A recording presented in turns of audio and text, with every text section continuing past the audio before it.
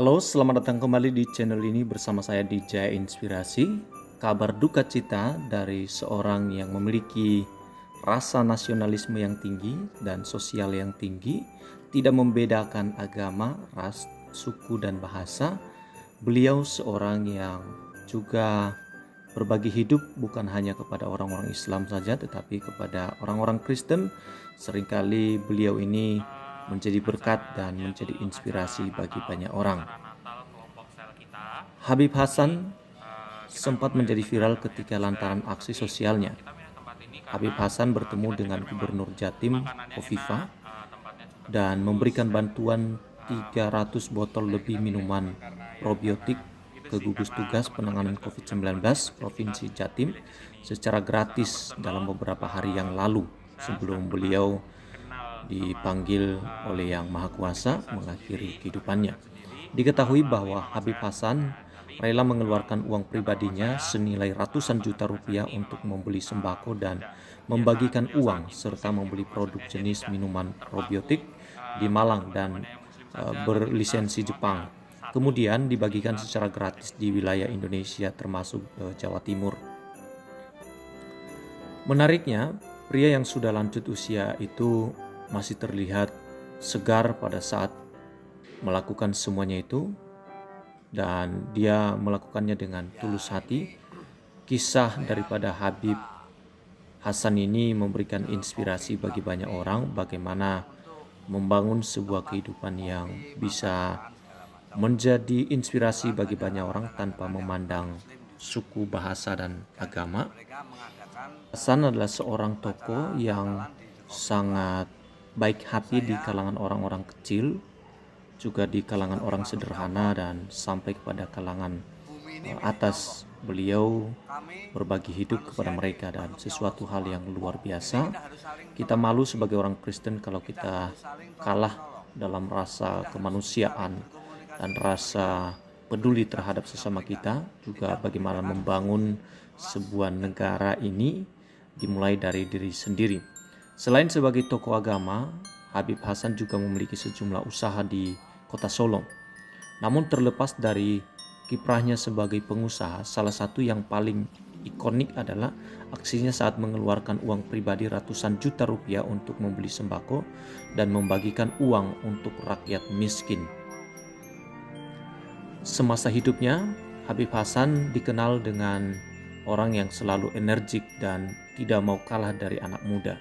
Betapa nyentriknya Habib Hasan juga terlihat dari selera musiknya. Meskipun berpenampilan Islami, namun Habib Hasan yang satu ini luar biasa sekali menyukai musik reggae, ya, Bob Marley. bagi Habib Hasan, musik Bob Marley itu tidak sekedar asal bunyi saja, melainkan juga bisa meningkatkan kadar keimanannya, katanya seperti itu. Ya, Habib Hasan adalah seorang yang terkenal dermawan, dan pada saat ini ada kabar telah meninggal dunia di Jakarta pada Jumat 12 Maret 2021 pagi.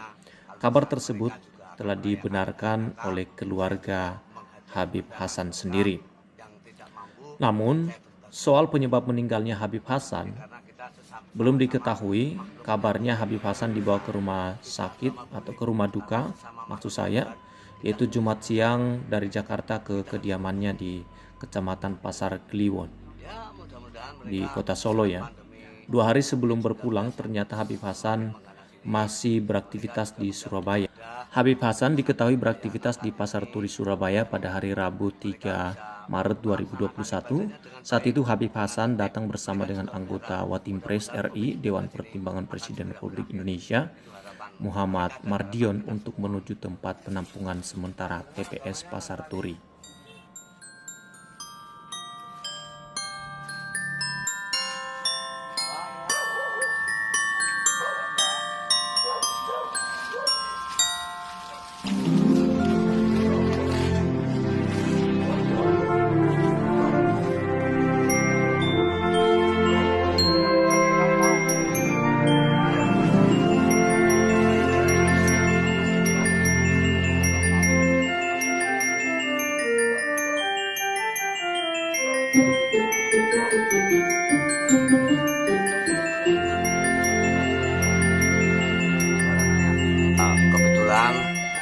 pagi itu hari Natal, tanggal 25 Desember. Hari ini saya berbagi kepada saudara-saudara saya yang non-muslim yang ada di Solo, khususnya di kecamatan Yepres ini. Saya sendiri merasakan setiap Idul Fitri saya selalu mendapat hadiah juga dari sahabat-sahabat, teman-teman yang non-muslim.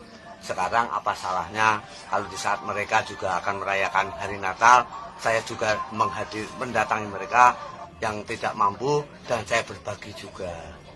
Itu jadi karena kita sama-sama makhluknya Tuhan yang Maha Esa.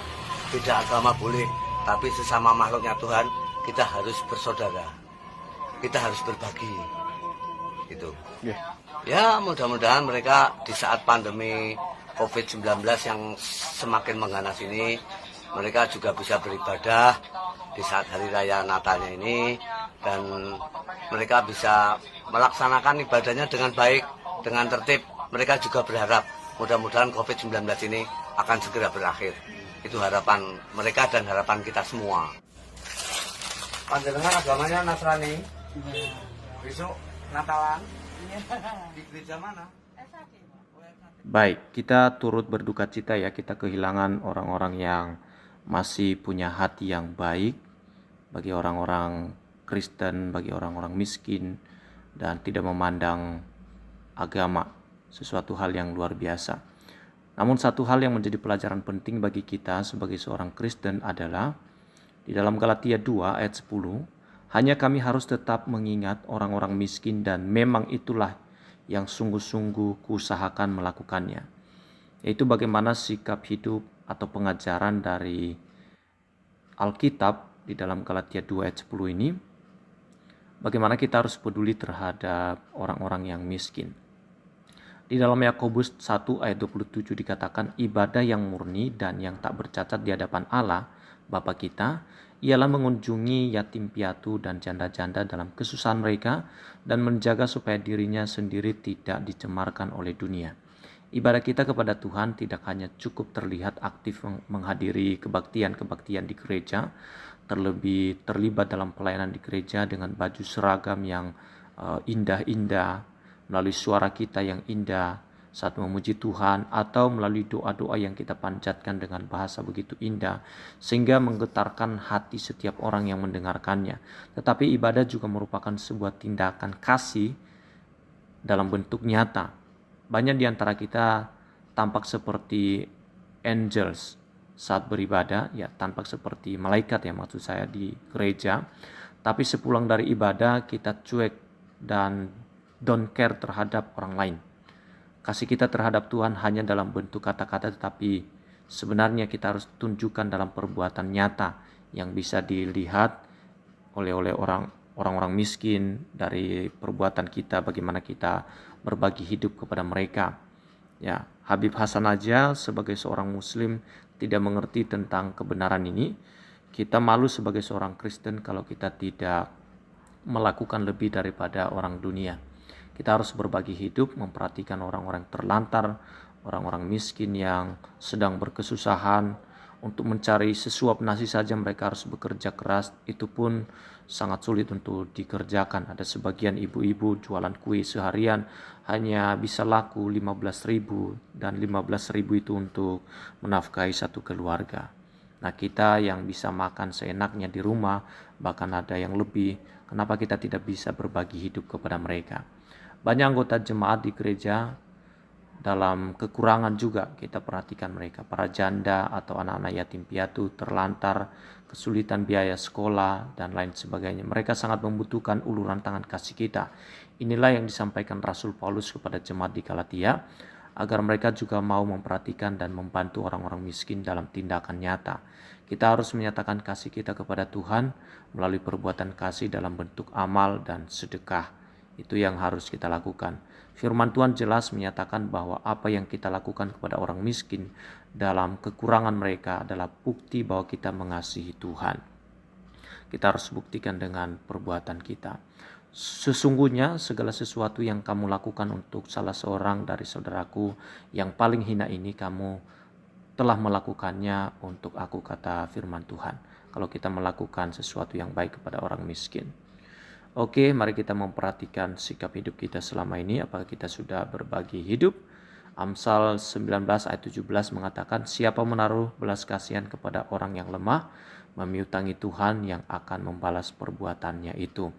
Ini bukan hanya orang Kristen, tapi kepada semua orang yang ada di dunia ini. Oke, sekian dan terima kasih untuk video saya kali ini. Tuhan Yesus memberkati kita semua. Amin.